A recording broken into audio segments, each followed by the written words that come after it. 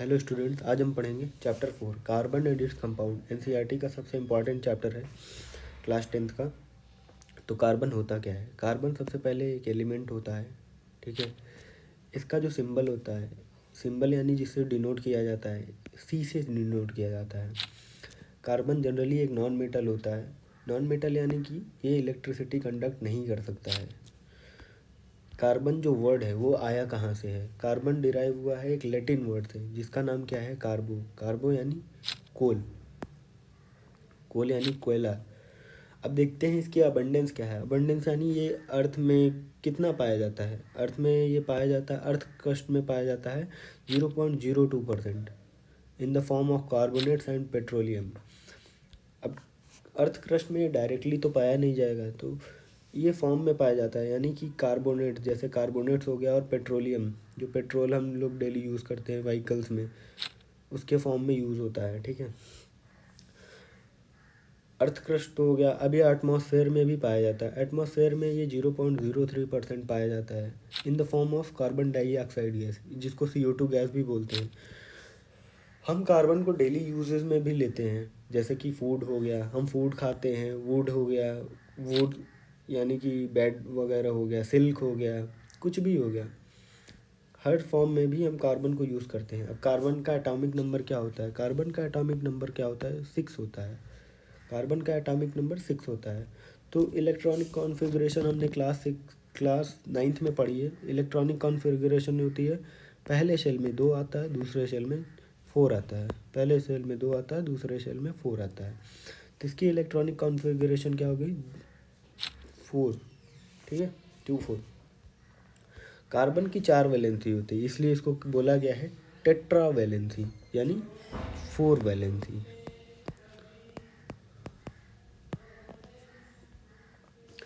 देखो, कार्बन का हमेशा कोवैलेंट बॉन्ड फॉर्म करता है, हमेशा कोवैलेंट बॉन्ड बनाता है। ये हमेशा लंबी चेन्स बनाता है, और इसकी जो कार्बन की चेन्स को क्या बोला जाता है, इस वजह से इसको बैकबोन कहा जाता है।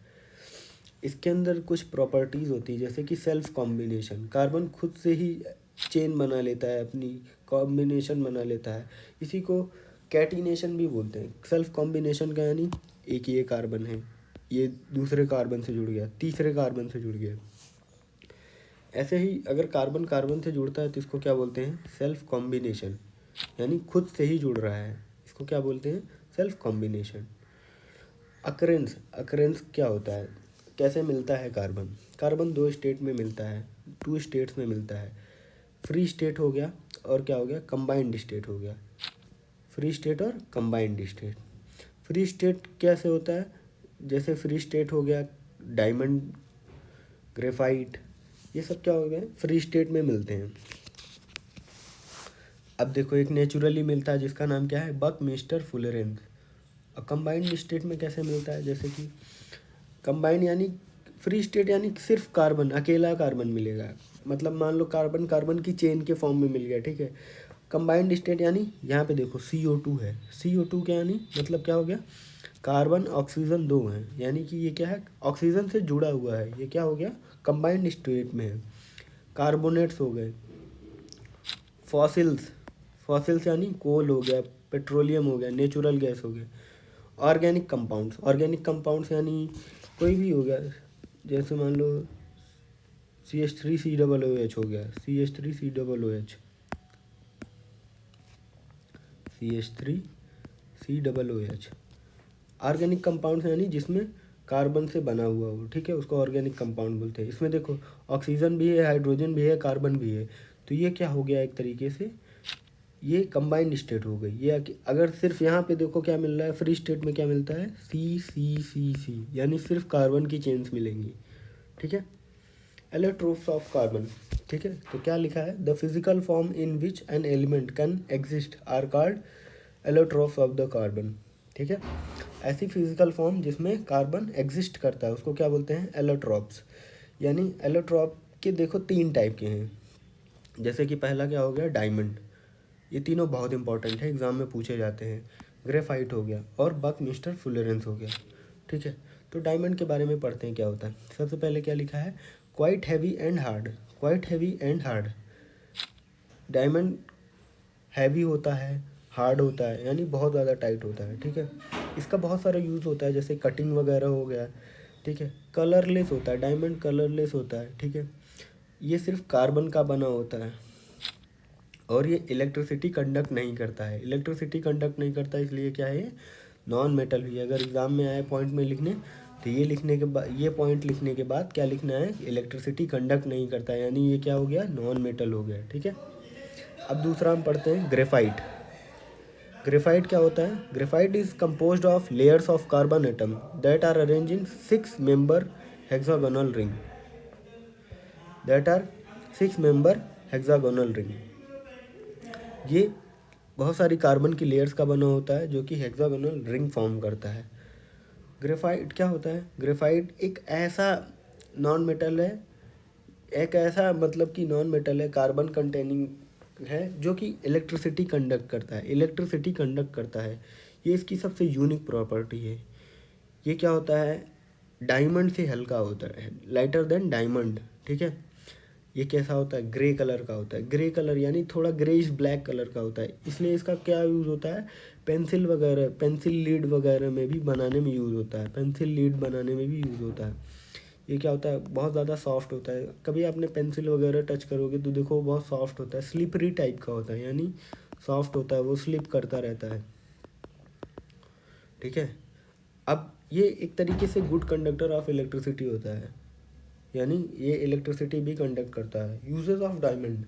अब डायमंड को यूज़ कहाँ कहाँ करते हैं हम, तो डायमंड बहुत ज़्यादा शार्प होता है, बहुत ज़्यादा शार्प होता है, इसलिए इसको बहुत सारी, जैसे हार्ड सब्सटेंस हो गए, उनको काटने में, कटिंग में यूज़ होता है। ज्वेलरी में यूज़ होता है, डायमंड्स की रिंग वगैरह बनती हैं, ठीक है।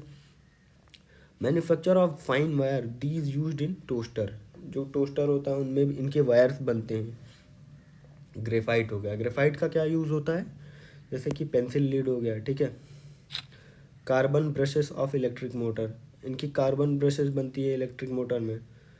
इसके अंदर अभी मैंने बताया कि ग्रेफाइट से पेंसिल वगैरह बनती है। ग्रेफाइट एक ऐसा एलिमेंट है जिसको क्या होता है, कार्बन का बना हुआ होता है और ये इलेक्ट्रिसिटी कंडक्ट करता है, ठीक है, इलेक्ट्रिसिटी कंडक्ट करता है।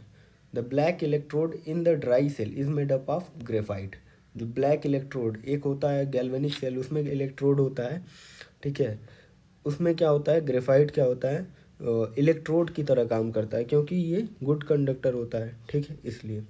अब तीसरा आते हैं बकमिस्टर फुलरेंस। बकमिस्टर फुलरेंस एक फुटबॉल शेप का है, देखो फुटबॉल शेप का बना हुआ है, ठीक है, फुटबॉल शेप का बना हुआ है। ये टोटल 60 कार्बन से बना हुआ था, 60 कार्बन, 60 कार्बन मिलके इसको बनाते हैं। एक दूसरे में देखो, एक दूसरे में देखो ऐसे जुड़े हुए हैं फुटबॉल की तरह, ठीक है, फुटबॉल की तरह जुड़े हुए हैं। अब आते हैं, देखते हैं ऑर्गेनिक कंपाउंड्स क्या होते हैं।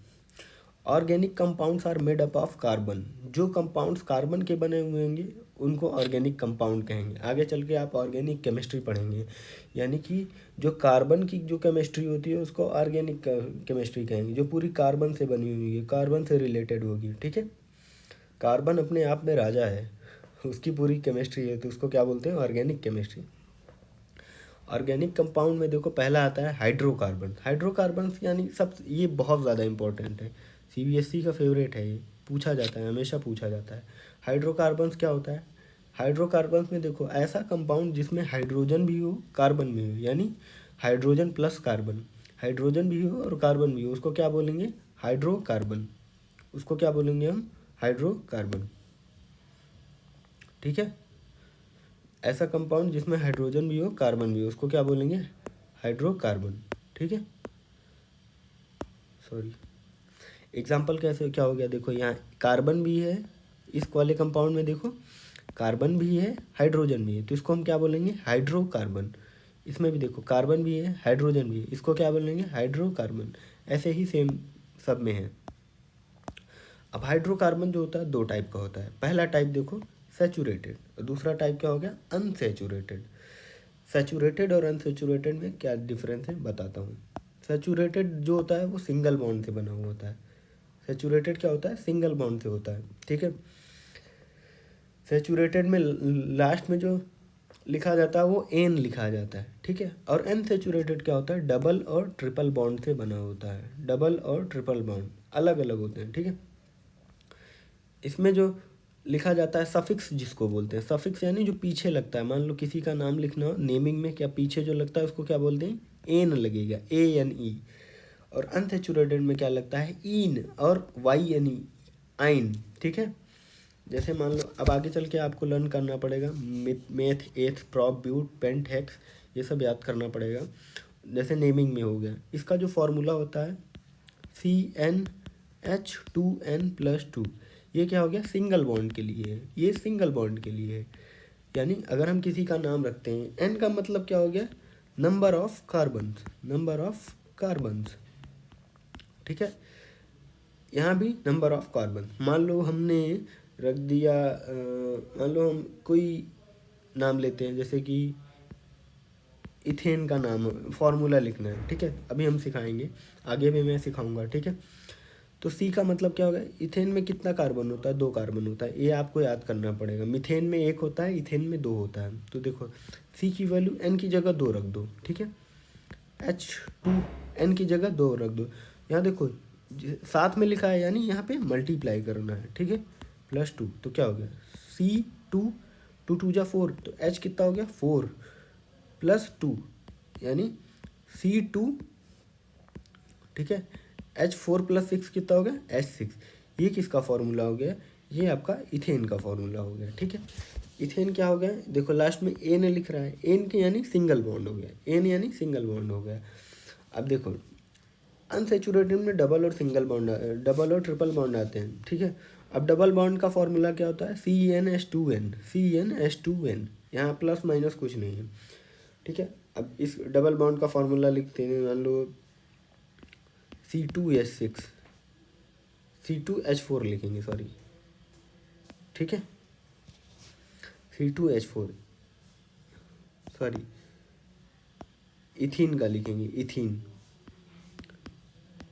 इथीन का फॉर्मूला क्या होता है, C2H4। अब देखो कैसे आया बताता हूँ। इथीन में तो कितने कार्बन होते हैं, 2 2 कार्बन होते हैं। तो एन की जगह ये देखो, ये फॉर्मूला था CnH2n, CnH2n था फॉर्मूला, एन की जगह 2 रख दो, 2, H की जगह H2, एन की जगह 2, ठीक है, इंटू होगा ना, C2H4 हो गया। देखो निकल गया फॉर्मूला, ठीक है। आगे मैं फॉर्मूला फिर से बताऊंगा, तीनों का अच्छे से बताऊंगा। देखो 3 तरह की चेन होती है कार्बन की, 3 तरह की चेन होती हैं। एक स्ट्रेट चेन होती है, यानी कि ऐसे कार्बन की ऐसे कार्बन लगे हुए हैं, ठीक है, कार्बन ऐसे लगे हुए हैं, इसको क्या बोलते हैं, चेन बोलते हैं। इसको क्या बोलेंगे, चेन बोलेंगे। दूसरा क्या होता है, ब्रांच, ब्रांच यानी एक कार्बन से दूसरे कार्बन में से जुड़ा हुआ होगा, उसको क्या बोलेंगे, कार्बन की चेन बनी हुई है पूरी। देखो एक कार्बन से दूसरा कार्बन, तीसरा, चौथा, इस तरीके से देखो पूरी चेन बनी हुई है, ठीक है।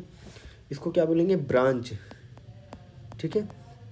देखो ये सीधी है, एकदम सिंपल है, स्ट्रेट है, तो इसको क्या बोलेंगे, स्ट्रेट चेन, स्ट्रेट चेन और ब्रांच चेन। तीसरी क्या हो गई, रिंग टाइप, ये देखो पूरी रिंग बना रही है, यानी गोला फॉर्म कर रहा है, ठीक है। ये ऐसा भी कर सकता है, ये ऐसा भी कर सकता है, सी सी सी सी सी सी ऐसे लगे हुए हैं, इसको क्या बोलेंगे, रिंग टाइप बोलेंगे। अगले लेक्चर में हम आगे पढ़ेंगे। Thank you.